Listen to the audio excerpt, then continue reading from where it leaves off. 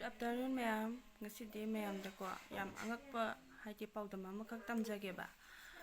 Haiti aina haiduribasina mayambu mit na singna lebiyu hurangi haina huralagati aigi imangmaktada huranba ngambani. Ma'am haiti passenger line da tonga chatliba kanguje hangbra. Nungtigi dum kainomdi dum thengnabane ba. Ngasi se kamai tawgeda office tagi thole duga bus ama lae nako. Aijo yum yaubudu thengi pung mangada biometric to amaga thole duga bus to hangi boining den aisa khatleba tongeba. Ana phamam amte yaramdre adudi thauban tana lep tawba kumhaura sira khali kanda khanghaudana ko maningom teki tupi upa mask upa nupamna sida hangi na khut khala korok pai tare pai maningi pareng du mi mangane ba salise moi mari phamame aibu phamalle koi pareng sum phamme buko aduga singjamai yaudri buko atugi singjamai yaudri ngai oil pump lebdo adai da hangde khoju mamma bane di udre kaksing dagi ise haigadra ine haigadra ani maga kasin nupa amaga aiga maga khoi manga ne ba tongse adigi mamang du dana kaksingi mi mari imsi tonge buko adu punna khoi tarik ne ba ada mana ikhang hangudana kai harake da bara longna ba tawsi harakone buko adaina nangbu bara longna ba mirane en haibo khoi marakta phamle bidudage ada mane ai maningom de bara khomba haudoini haib dudage ai de topanda athopam de lehogodabane aduna haib dege basti yankhai lawidana adu yankhai pire buko degi impan tu kaksing ji chama chama ne ba mi amada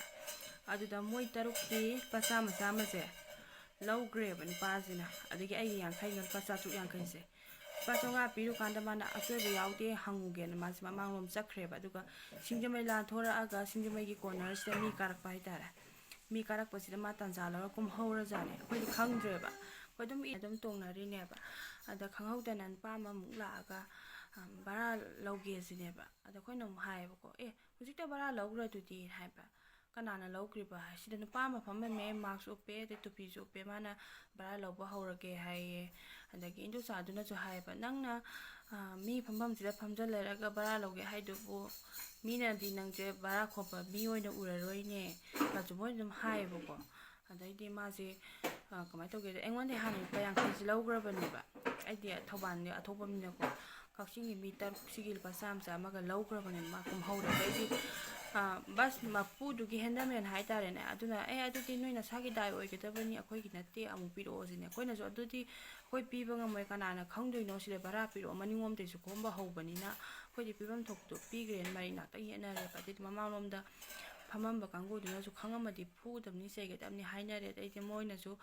moi ki kaka kaureba kaka moi smaina mi tariat ki bara lawrame kamai tawbano khopano na adugi makhata abudubuti akhoi da bara piro tholon hairakidreba ko ado haijaning budi ko bas tongba magic budi koina kumbam okto su koi mafam da kumaga aigi bara pina budi phayeba adudadi kasu tawloeba ko ichagi pose karomba natana ado bas tu dadi hana pesa khomdokpani na matung gari tongmate section biyo haide mi tariat ki bara tarakpa haisi yamedana tralpa pathore pachatruk yankhai tayeba pachatruk yankhai jinga sigi sendongji loi mangamne ba bas mapudu kadongdu nungairamoi bako aduna ne huranba se huge na huragadi ko imamakta da huranba ngameba aduda mayam sumba mi se angakpa mi mayam leire aduna mayam gari tongba boiro ama boiro mayam section biyo jineba khoja thengarabani na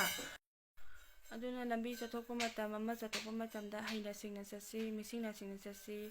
akhoisu khanghaudamni na mana piyo haibani na pithore ado bus driver dugi amadugi khalaga yam nungaite bako soma thodokse kaigumba aigi video sima kari ma thengnadiba oragadi ko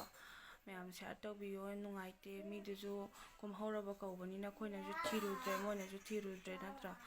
karai chakhino khanghaude kumhaurabani na ko